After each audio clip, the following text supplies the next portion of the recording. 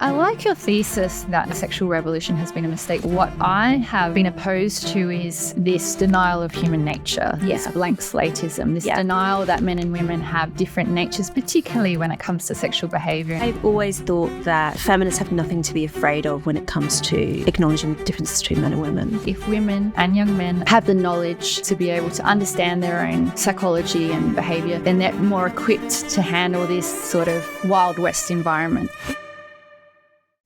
I mean, you can sum up your thesis better, that the sexual revolution has been a mistake. I wouldn't go so far as agreeing that I think the sexual revolution has been a mistake, but what I have been opposed to is this denial of human nature, this blank slateism, this denial that men and women have different natures, particularly when it comes to sexual behaviour. And I think that if we continue to deny human behaviour and have these the lack of norms, the breakdown of norms, that leads to misery. However, if women and young men have the knowledge to be able to understand their own psychology and behaviour, then they're more equipped to handle this sort of Wild West environment. I've always thought that, and of course it was James Damore, wasn't it, early on, that was a big event for Colette. Yeah, that's right. Popularizing, I've always thought that feminists have nothing to be afraid of when it comes to acknowledging the differences between men and women. Yeah. That it oughtn't to be, you would think, to hear some blank slatists speak, that there would be something incredibly humiliating and awful about acknowledging, say, differences in male and female sexuality as being rooted in biology. Yeah, so I think the denial of human nature and the denial of sex differences was motivated by this, this push to minimise any differences so that women could be equal with men in the economic sphere. But I would say that that's been achieved. Would you agree? Well, I mean, there is still there's still the gender pay. I mean, the gender pay gap has two causes. One is just having a lot of male CEOs at the very tippy top kind of drags the male average up. Yeah. And that's for, I think that is for biological. We can get onto that, why there's so many male CEOs. But mostly the reason that women earn less than men and generally are less likely to be in most senior positions is because women have kids. Yeah. And because there's a fundamental clash between work and family life for women that just doesn't exist for men in the same way. Yeah. And that's not going anywhere, I don't think. It's not a gender pay gap. It's mothers versus everyone else pay gap. Yeah. Because I think young women between the ages of 20 and 30 out-earn men of the same age today. And I'm pretty sure they're getting higher degrees or graduating with degrees at a higher rate than men are now. Yeah. And actually, I think that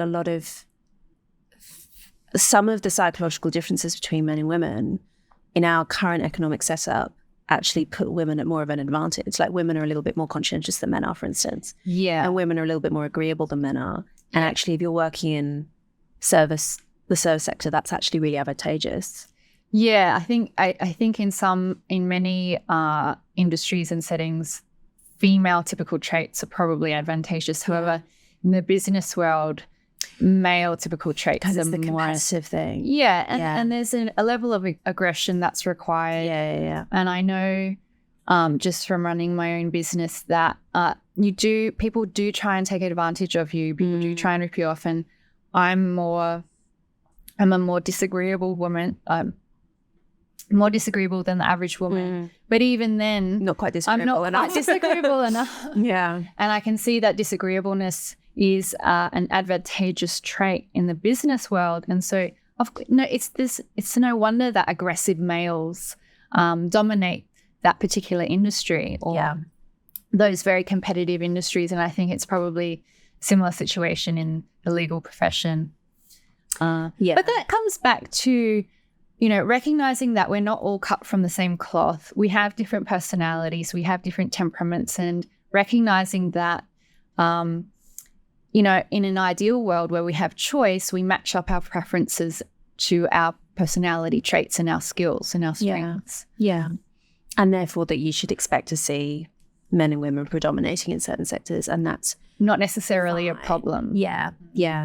Although I always think it's funny, you read these studies about the more equal a society is, the more likely you are to see differences in profession choice. But I always think it's slightly odd, like when you look at the countries you're comparing, so the most equal countries are obviously, say, the Nordic countries and so on. But then, I don't know, like men and women in Kenya, like really getting absolute choice over what professions. I don't know. It seems like the design of those studies I've always found slightly dubious. I think, though, that it seems clear to me that there are important average differences between men and women. Yeah. And we do see them playing out in the real world. Yeah. And that does mean that women earn a little bit less than men do on average. Yeah. Well, and that's so. And we kind of just have to. What do we do about that, I guess, is my question. The earnings issue. Yeah. Well, I don't know, but I think that accepting that mothers are paid less because they are working in the home. Yeah. I think that societies need to come to terms with that and recognize it in an economic capacity. Mm-hmm. And I don't know how that would work, but I really like Hungary's idea of giving me loads of money. Well, reducing tax. For women who have children. Yeah, completely. For selfish reasons, I would love not to pay income tax. Yeah.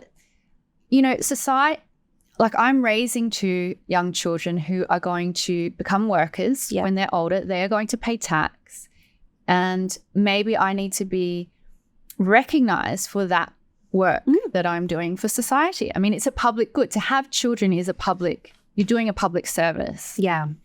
I mean, that's a long-standing second wave feminist talking point, whether we should have wages for housework. Right.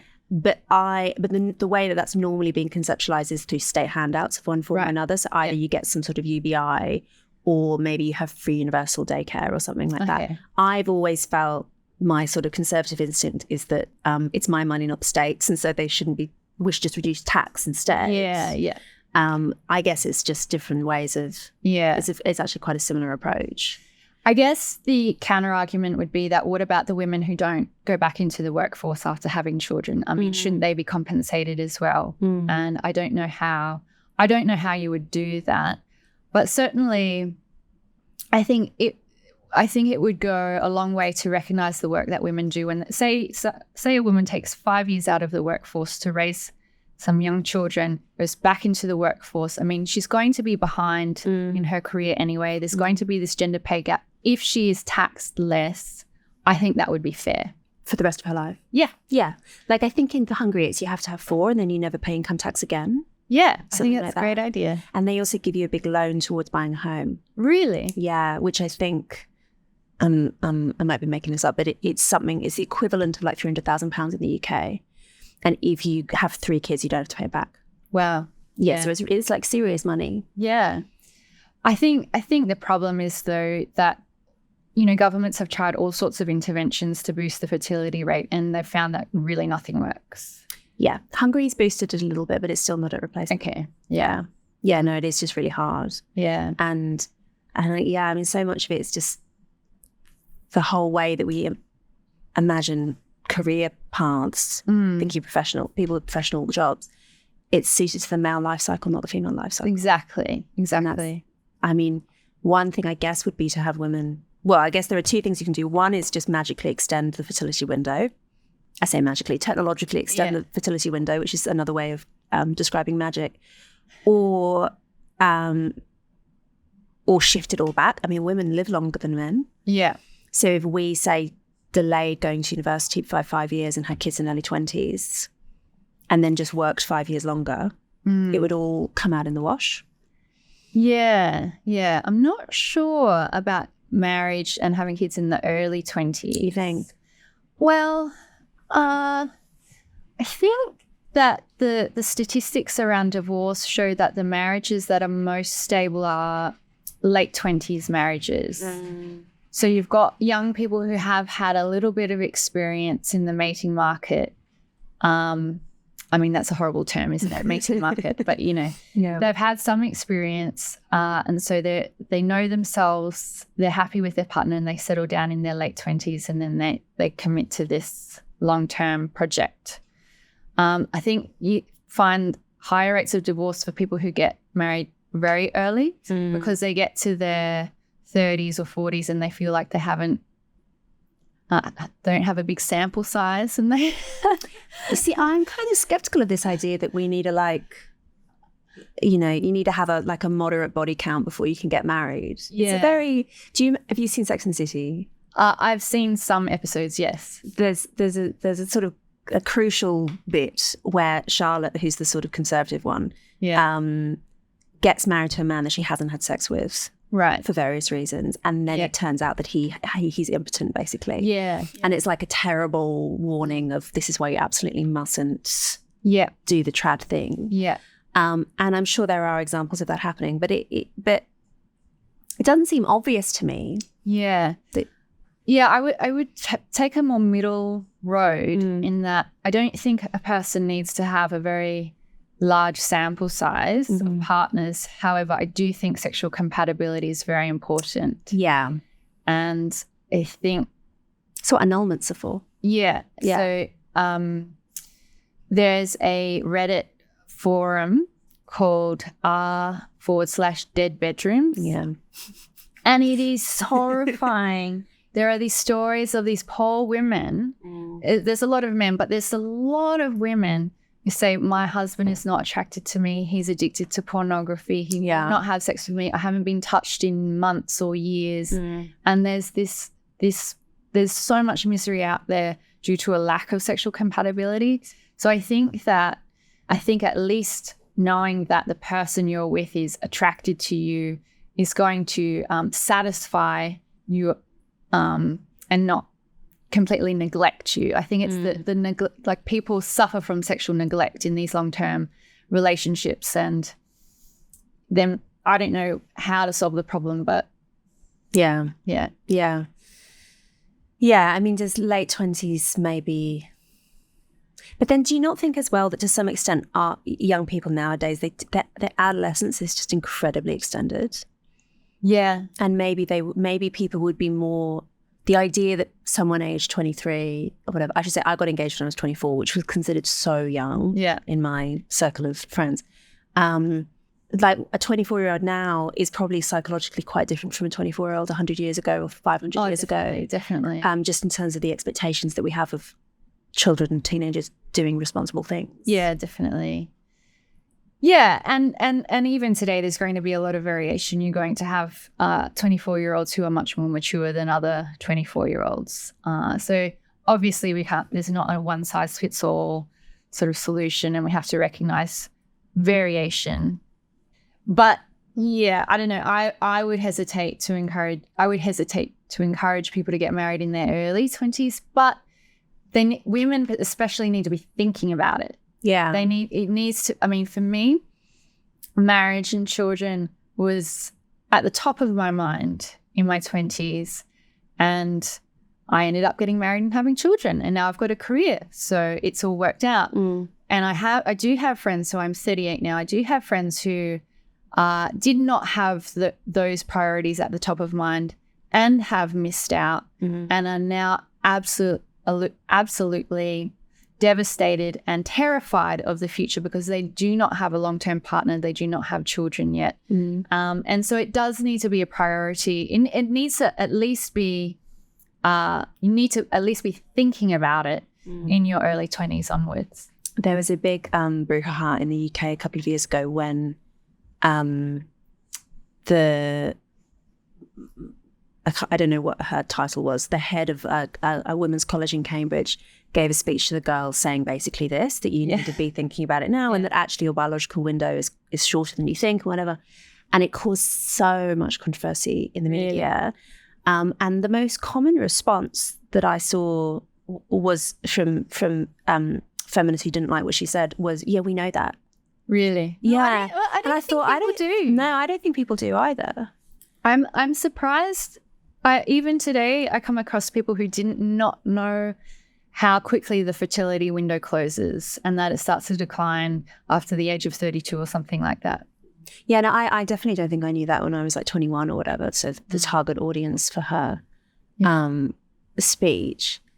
But I mean, it's just one of these sort of terrible unfairnesses and asymmetries that you can't, much as you might want to, you can't actually wish away between men and women. Yeah, and fighting it is a recipe for anxiety and bitterness.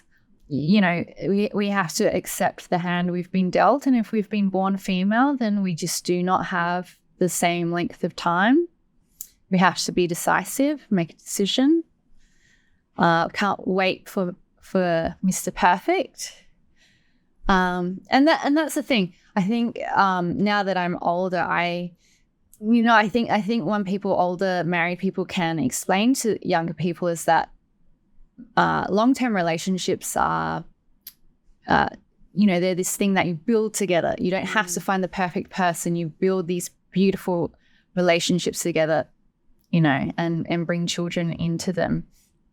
And we know now from studies that the happiest people are married people because they get all of the benefits from these long-term relationships with that deep intimacy and trust. Yeah, counterintuitively. Married people also have more sex. Yeah, that doesn't surprise me at all. Yeah, but you wouldn't think it to look at, like, I don't know, greetings cards in the anniversary section of W.H. Smith, right? The joke is that bed death is inevitable. Well, if you look at the statistics of sexual activity in young people today, so people in their late teens and early 20s, are having less sex than they did back in the 80s, in the 70s and 60s.